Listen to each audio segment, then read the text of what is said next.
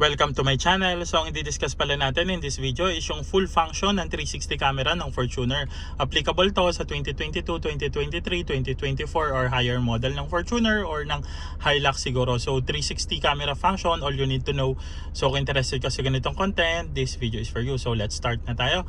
So sa right side, ito yung 360 function. So may apat na camera, back, front, dalawang side mirror sa ilalim nun, and then front camera. So dalawang way para ma-access yan. So una is kapag pupunta mo yung ito sa reverse, and then yung pangalawa ito naman nasa right side, malapit siya dito sa window mga panel. So medyo malabo lang, hindi ko maano. So ito siya, ito yung parking assist. So Fortuner V pala yung model natin, tapos bago pa lang siya, nasa 73 kilometers pa lang. So medyo konti kasi yung nagko-content about 360 camera ng Fortuner, so naisipan kong gawin tong video na to. So in this video, let's start. So ganito siya kapag hindi mo ginagamit. So normally naman itong 360 magagamit mo siya kapag ang takbo mo is between 0 to 20 to, hindi ko sure kung 20 to 30, pero kadalasan kapag nagto 20 kilometers per hour na ako, nawawala na yung 360. So pero napakaganda niya, na lalo kapag magpepreno ka, lalo na halimbawa bago lang sa yung sasakyan, bagong gamit, napakaganda na may 360. Although syempre habang tumatagal ka sa pagdadrive, parang nagiging part na ng katawan mo yung sasakyan, hindi mo na kailangan sasakyan, pero hindi mo na kailangan yung 360. Pero sa mga bago pa lang na gumagamit nung sasakyan, iba-ibang, kumbaga iba-iba yung length, iba-iba yung width ng bawat sasakyan. So napakalaking tulong nitong 360 na function. So ito palang 360, ito yung unang view niya. Ito yung unang view niya, yan. So 360 in front camera, and then dalawang side camera naman, left and right, and then ito naman yung back camera. Ano natin, so yan. So i-start muna tayo sa 360 na function niya. So dalhin ko muna sa park. So balik tayo, so pindutin natin.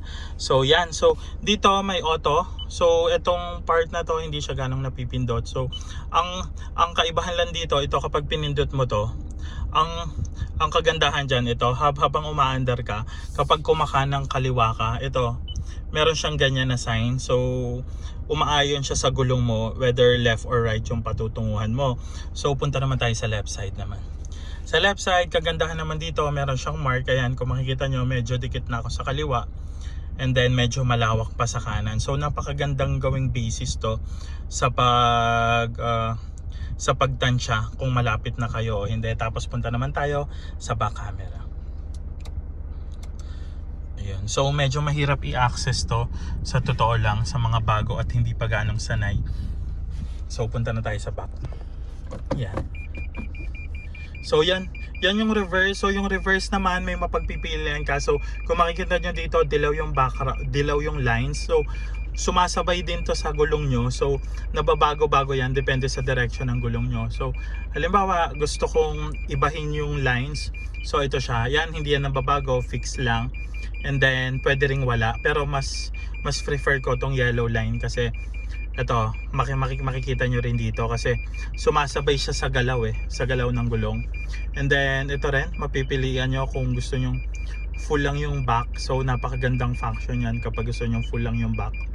And then yan, yun pang changes kung full lang back o hindi. And then pang changes kung walang lines. Pero ako, ang pinaka prefer ko talaga is yung may lines na ganyan. So napakagandang function yan. So alis muna ulit tayo dyan.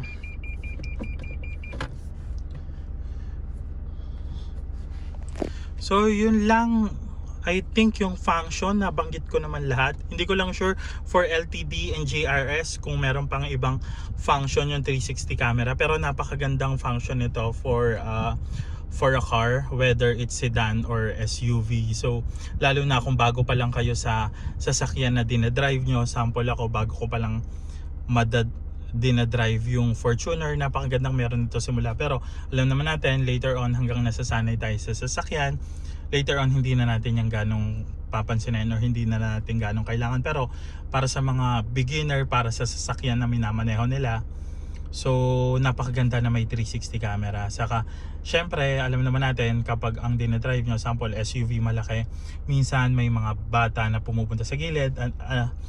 So lalo na kung meron kayong pamilya or nasa mga tight spaces kayo, maganda na makikita dito. So napakagandang function nito.